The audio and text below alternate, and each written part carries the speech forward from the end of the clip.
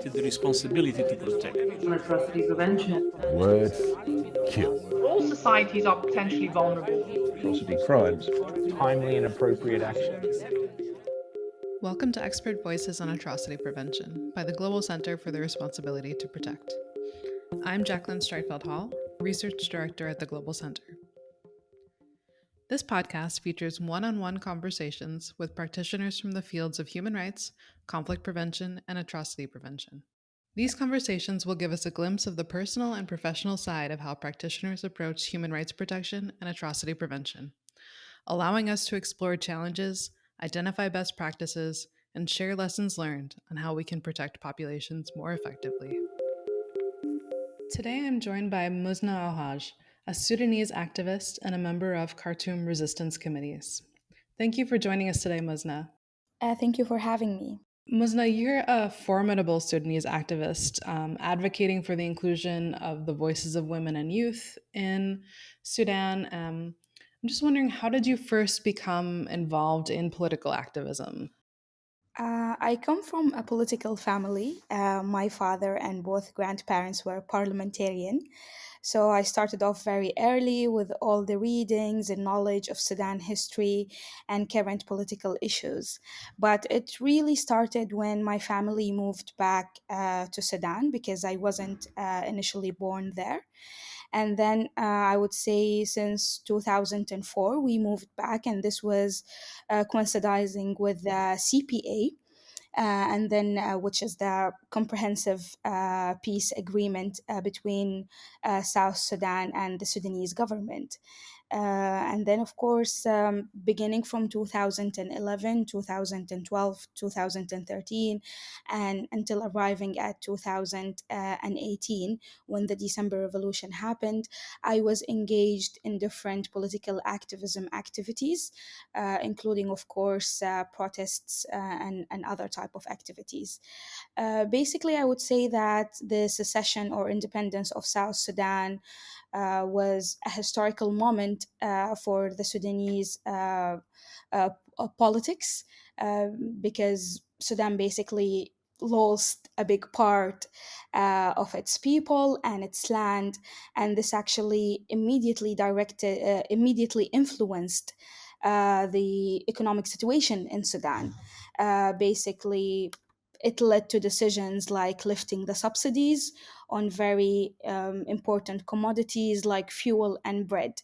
And these activities actually led to ignition of protest among the Sudanese people. This actually started in 2011, remarkably. But then, of course, I would say that the political activism history in Sudan is a very rich history, especially during the past 30 years, beginning from 1989, when people first realized that the coup of Al-Inqaz regime is something that's worth fighting against and resisting. It's really such a rich history, as you mentioned. And for so long, those civil society voices and political dissent and resistance efforts to the leadership of President Bashir were suppressed in Sudan. And now, since he was removed from power, there's formidable pressure via resistance committees. Can you share how and why they were formed, and maybe give a little info on how you personally got involved with them?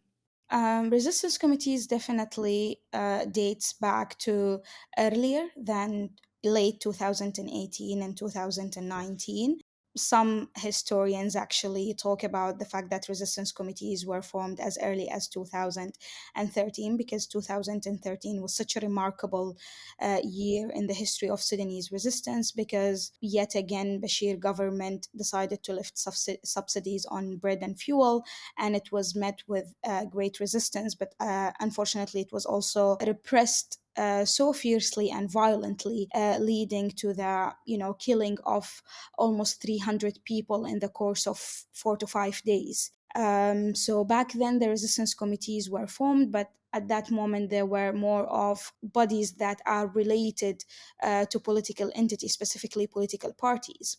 But what happened in late 2018 and early 2019, in the December Revolution is that the Sudanese Professionals Association, which was back then actually the leading, I would say, entity for the Sudanese December Revolution, they called on Sudanese people, especially Sudanese youth, being the largest percentage of population, but also participating in the protests that took place in December 2018. Moving forward, they called upon them to start forming these resistance committees within their neighborhoods, because this was actually a form of organization where people could organize themselves within their neighborhoods to take place in the revolution, leading to the event of April 6th sit-in that caused the toppling of al-Bashir 5 days later in April 11th. 2019. So the people by default responded to this call from the Sudanese professional associations, and they started forming the resistance committees within their neighborhoods. And what started with Khartoum and bigger cities in Sudan quickly escalated to hundreds of resistance committees in different towns and even small villages all over Sudan. So it was indeed a remarkable response to this call, but it was also fascinating to be part of this experience and see how Sudanese people actually possess the power to organize themselves within their local communities to be able to prioritize their needs and prioritize their actions of resistance. I want to pick up on something that you said just now about how they called on youth to form resistance committees in their neighborhoods. I think that youth played a huge role in the protest movement and the resistance committees. And I remember from that period of time, there were these very moving photos being spread throughout the world of women standing up to power during protests. And I'm curious if after the government changed, were civilians and women and youth who had such a sort of prominent image within the protests given enough space at negotiations during political talks? I would say, of course, this was not the case. Youth in general and women particularly were on the forefront of the revolution in Sudan, and also in the acts of organization and in the acts of resistance. But then, of course, very quickly, the political elite managed to also organize itself in secretaries and in wide alliances like the Freedom and Change Forces Alliance that decided to take up the political leadership and said to everyone, okay, thank you, we'll take it from here. And then this basically was the case. They were involved in the negotiation with a very minor women representation. I remember that during the negotiation between the Civilians Alliance and the Transitional Military Council, which is the military council that basically succeeded al-Bashir, there was only one woman in the negotiation team. And then, of course, also fast forward when the civilian transitional government, was appointed in August 2019, I believe that the women representation within the cabinet was only 18%. So you could see very quickly that youth and women were sidelined. I would say that when it comes to when it comes to women, of course, all the different women group and feminist groups, they have managed to push their agenda. They managed to actually resist this. They managed to secure some sort of representation, even if it's a flawed representation, even if it's very little in its percentage. But when it comes to youth, it's even more complicated, because for the resistance committees, for example, many of them decided that this deal was not a fair deal and that the Sudanese people actually worked for a full civilian rule, not for a rule to be shared with the Transitional Military Council. So by default, they were not even pleased with this deal that led to forming the civilian government, and therefore they were not represented. They boycotted this, but they were not represented. And later, actually, they also had a very cautious relationship with the civilian transitional government, where they actually decided to lobby and advocate for issues like justice and transitional justice issues, but without being like completely or fully represented within the different structures of the government. It's really powerful how, through persistence, these groups are still able to, as you said, get their demands and their needs heard, even if the system is an imperfect one. Yes, indeed. It's a struggle and it remains to be one. Since you mentioned the struggle within the transitional uh, council, and obviously subsequently there was a coup in 2021 and now renewed violence throughout Sudan. So I wanted to turn to that a little bit, since it's probably on the forefront of many people's minds. The outbreak of violence in April 2023 has dramatically changed the situation within Khartoum as well as wider areas of Sudan. Can you provide our listeners with an overview of recent events that brought Sudan into this deadly conflict? I think it was very obvious that the partnership between the civilians and the military is not a long lasting relationship. And basically, the coup was just an announcement of a divorce, of a very fragile partnership. I would say, of course, also, this was the time when civilian and pro democracy groups like resistance committees actually announced separation with the civilian political elite, because a coup was just too much to handle at that point, because people have worked very hard during the revolution, and they worked very hard to pave the way for a sustainable and strong civilian rule. And here we are faced with this coup. And I would say that the political elite, despite the fact that many of them were detained, but then, of course, in November in 2021, former Prime Minister Abdullah Hamdok decided to actually sign an agreement with the coup leader to basically sustain the civilian rule. And I think at this point, resistance committees were running out of patience and tolerance for any more partnerships, and they just decided that they're going to resist this coup with like the last breath in their lungs. And I think that what happened. So the resistance started from the first moment that the Sudanese people were aware that there is a coup. Many of these young people and even older people, members of resistance committees, decided to take the streets and say no to the coup.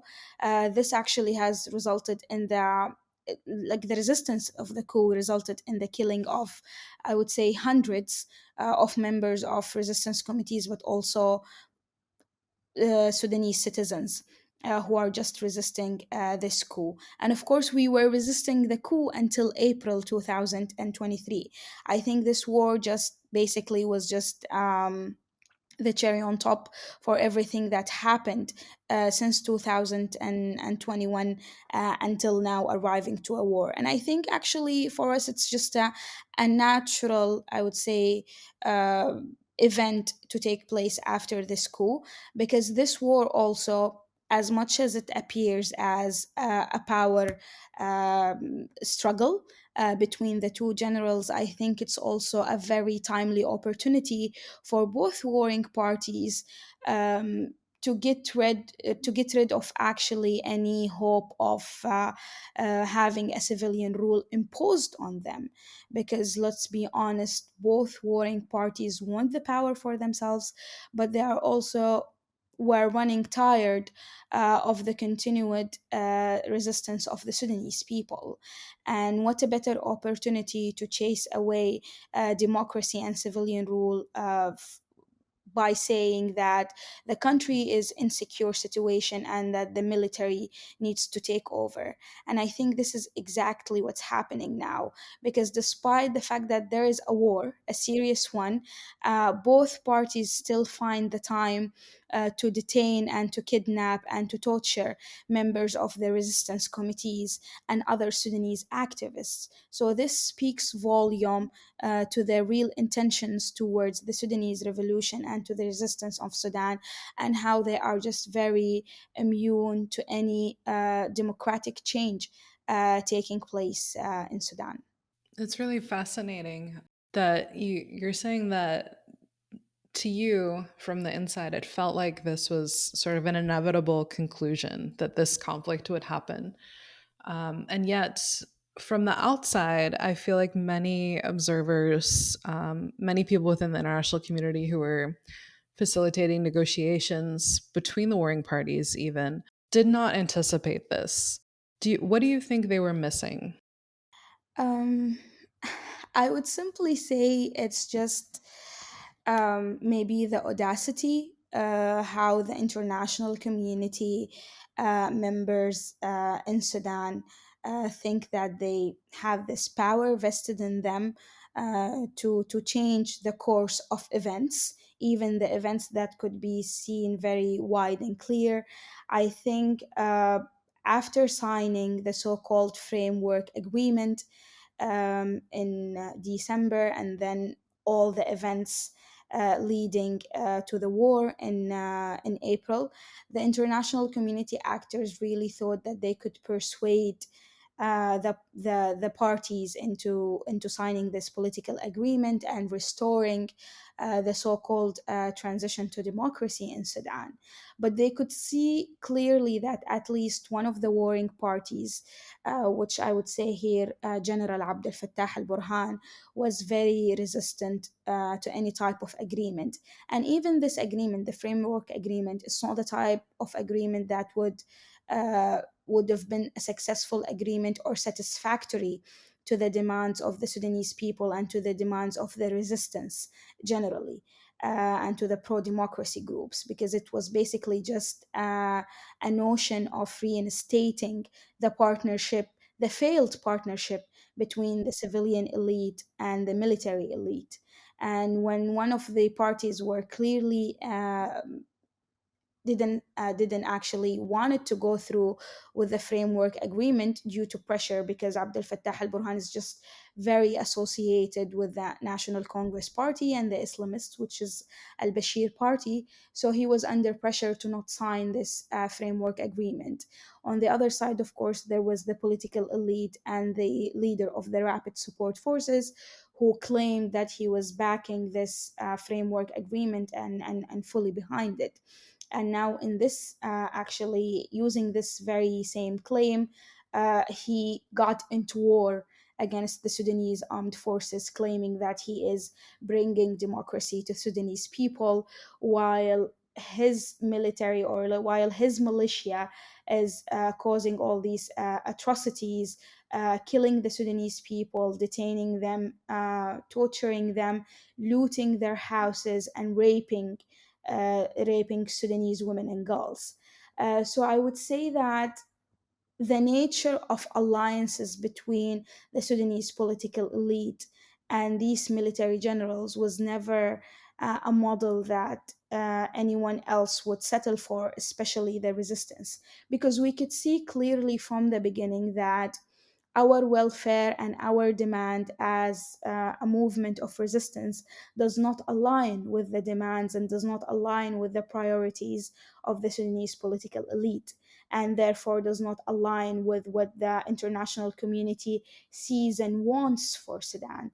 We want different things, and they thought that they could actually, create democracy in Sudan through meetings behind closed doors and through fragile political alliances and through fragile political agreements.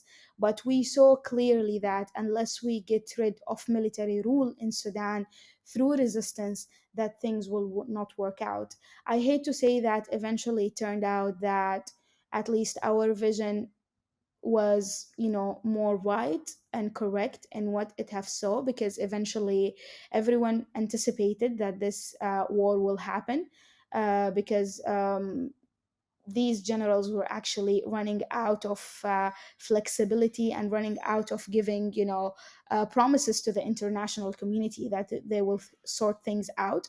But at the same time, these generals were not about to give up power, and they really wanted to, create the circumstances to take power completely. But the international community was not giving up. At the same time, also the Sudanese political elite. But I guess, especially for the Sudanese political elite, it was just very naive to believe that after the coup, that these generals will again share power with them. Indeed. You've touched a little on the abuses that the warring parties have committed against members of resistance committees as well as the wider population. I wonder if you want to elaborate a little on what atrocity risks civilians are currently facing in Sudan. I would say, of course, if we take both parties, whether Sudanese armed forces or rapid support forces, they're both committing crimes against humanity, against the wider population of the Sudanese people. If we started with the rapid support forces, actually being, I would say, the most violent party in this war, of course, it started. You can go through all types of crimes, from killing the Sudanese citizens in their houses when they resist looting, or when they actually resist these orders of evacuation. They also kidnap, torture, and detain, and sometimes also kill in detention members of resistance committees, Sudanese citizens, and also Sudanese activists. There are, of course, recorded and documented tens of cases of rape and sexual violence against Sudanese women and girls in different areas, whether in Khartoum, but also in the different states of Darfur. Um, of course, this is just the crimes where they don't use, when they don't shell the houses and use heavy artillery, or any types of, war acts that are not supposed to be taken in densely populated cities like Khartoum, or cities in Darfur like Niala, Al Fashir, Al Janina, and so on. On the other hand, of course, the Sudanese armed forces, of course, they are having full-fledged war inside densely populated cities. So this is also by default a violation for the right of life, where people are just being shelled in their houses, being shelled in mosques, in markets, and in the streets. But also, of course, the military intelligence repetitively kidnap and detain members of resistance committees and activists. And of course, also some of the forces that are affiliated with the Sudanese armed forces are also looting and raping, and causing terror to citizens in the outskirts of Khartoum city. So I would say both parties are committing all these unspeakable crimes, and they are not shying away from doing this. Of course, the Sudanese armed forces decided that they are going to start a mechanism to document all the crimes of RSF, to bring them to justice, because they are committing crimes against humanity.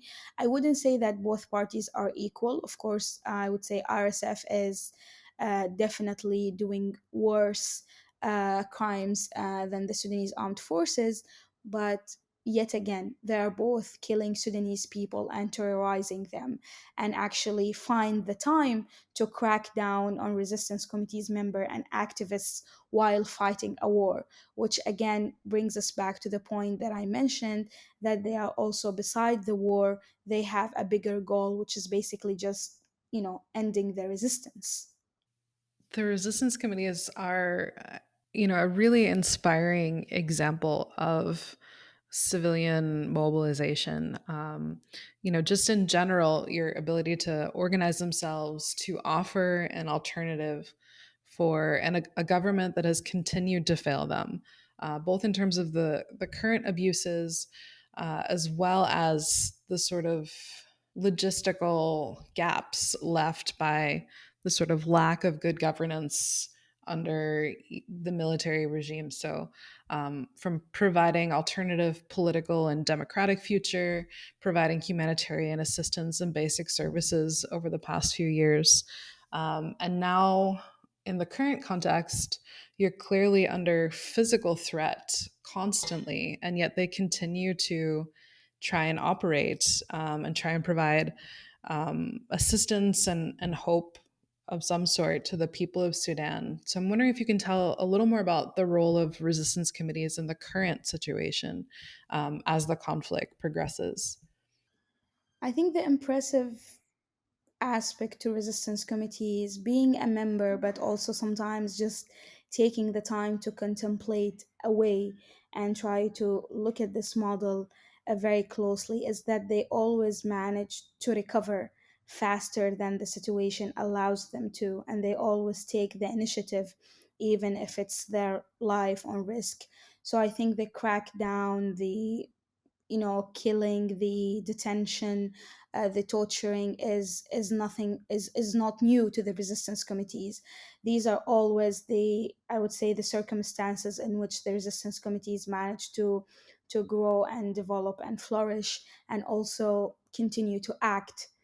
So what the resistance committees are doing since, I would say, the first after the first 2 weeks to the eruption of this war, that they very quickly took all the roles that the government should have taken but never did, and that they filled this governance gap where they started to actually rescue people within the neighborhoods, provide emergency health services, evacuate the people from very risky areas and neighborhoods to safer places.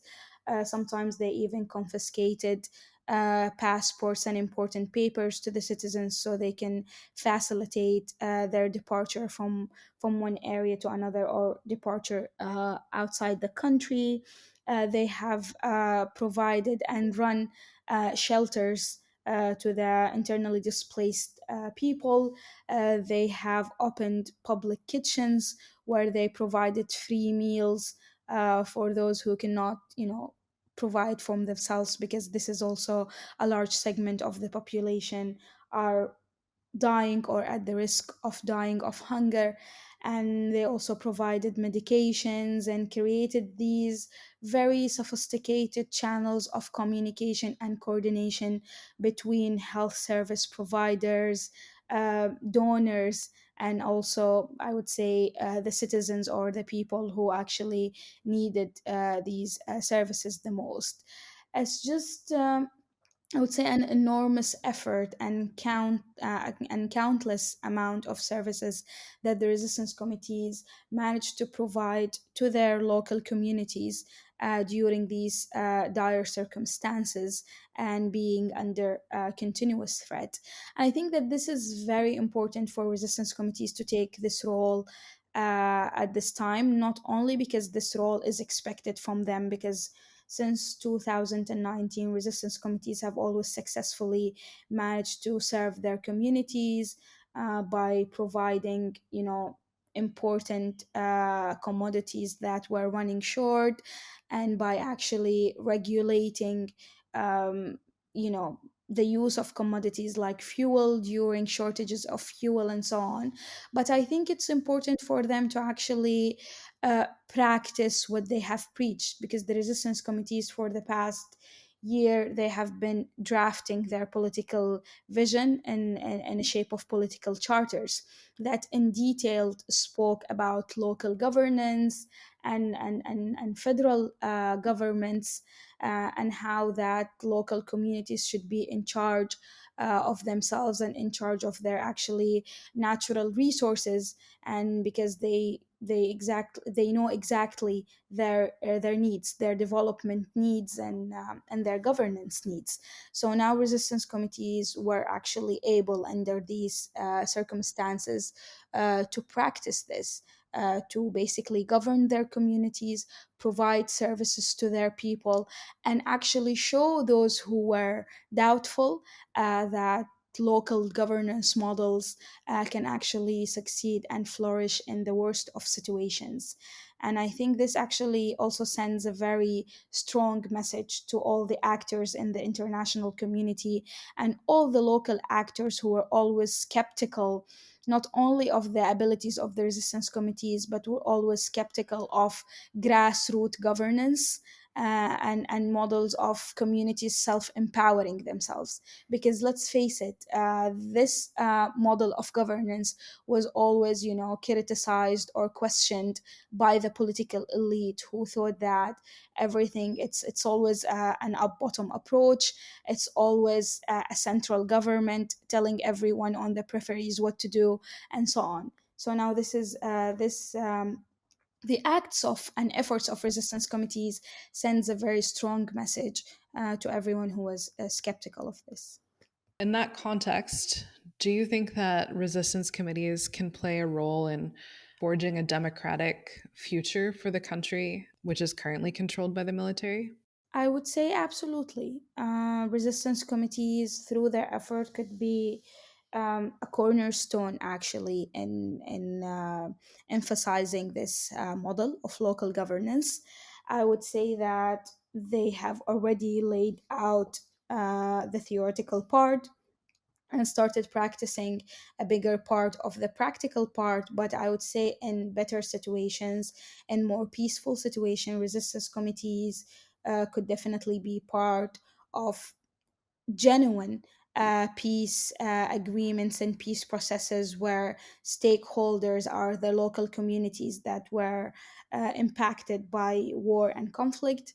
At the same time, resistance committees could play a key role in elections for, I would say, neighborhoods community, but also local communities that could basically just set the way or pave the way for elections on for regional council and elections leading up to legislative council, which basically is the parliament. So I think the resistance committees could basically play a key role in better circumstances. And even if the circumstances are not better, I think if this war continued in the pace in which by which it's going now, and if we actually eventually yet again arrived at some sort of a negotiation between the political elite and between the military leaders, I would say we would find ourselves yet again in in resistance mode, because definitely after a war, this is not what the Sudanese people are looking for.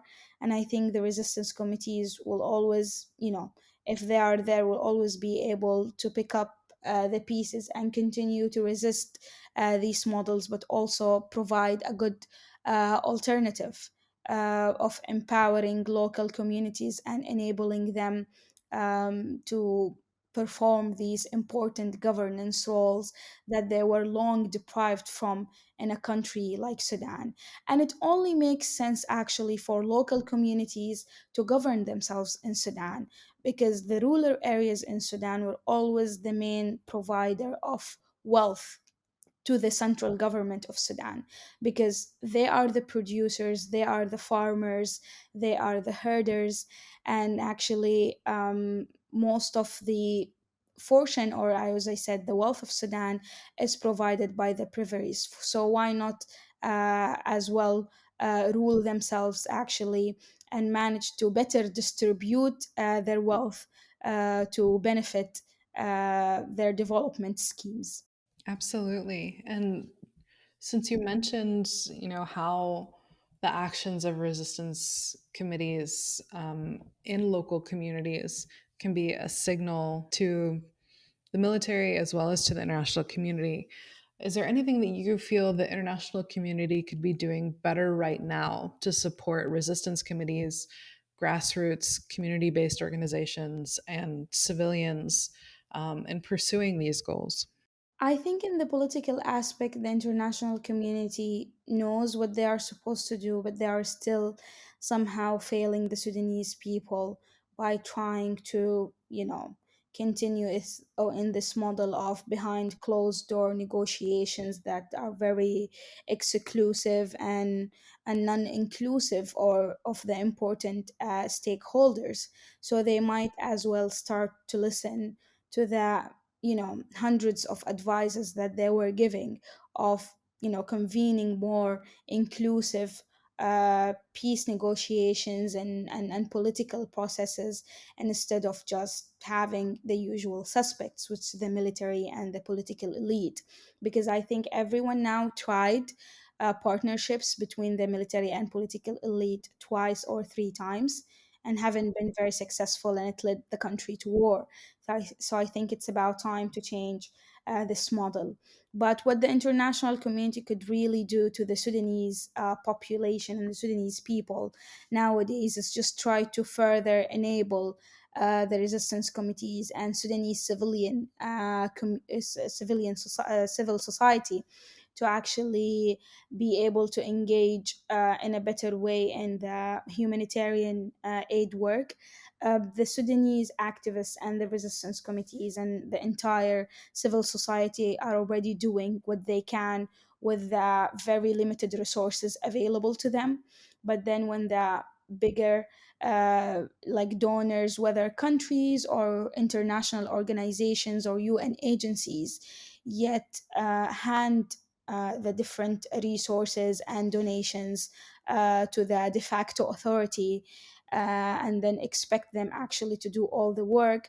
This is basically just unfair for the Sudanese people, because we know for sure that the de facto authority being formed of all of these warlords and I would say NCP members, they have no interest in saving the lives of the Sudanese people. They have no interest in the well-being of the Sudanese people, and therefore simply all these resources and all these funds are being mismanaged, and if not being looted, or if not even targeting the Sudanese people. So it would be good if the international community tried to poses some pressure on the de facto authority, that it actually includes the Sudanese civil society and the humanitarian aid work and these processes, because this community actually is the community that has been leading all the processes to save the lives of the Sudanese people. So they might as well also be in control of some of the resources, because they know better how to use these resources. The international community, but also the wider audience who are watching this war from away, I would say, and not necessarily know the details of the Sudanese politics and its complexity. I just don't want them to be fooled by the fact that this war is just, purely a conflict between two generals who want to rule Sudan, but this war is just a bigger scheme of crackdown on any hopes for democracy in a country in Sudan, in a country as Sudan. And I would just want to call on, I would say, all the civil societies all over the world who are taking interest in the Sudanese cause to continue to support Sudan and to continue to support the Sudanese people, to continue to remember them and to mention them and to mention their right in having a democracy. Because I think when countries slip into wars, the international community will always have this, louder narrative of this is just another failed African state. They don't necessarily understand democracy and therefore they don't necessarily deserve it. And then we will find ourselves arriving at a scenario where they think that a military leadership or a military rule or regime will just have more security, and it's important to prioritize security over democracy. And this is what this country or those people deserve for allowing their country to slip into war, although that this war was never the fault of the Sudanese people.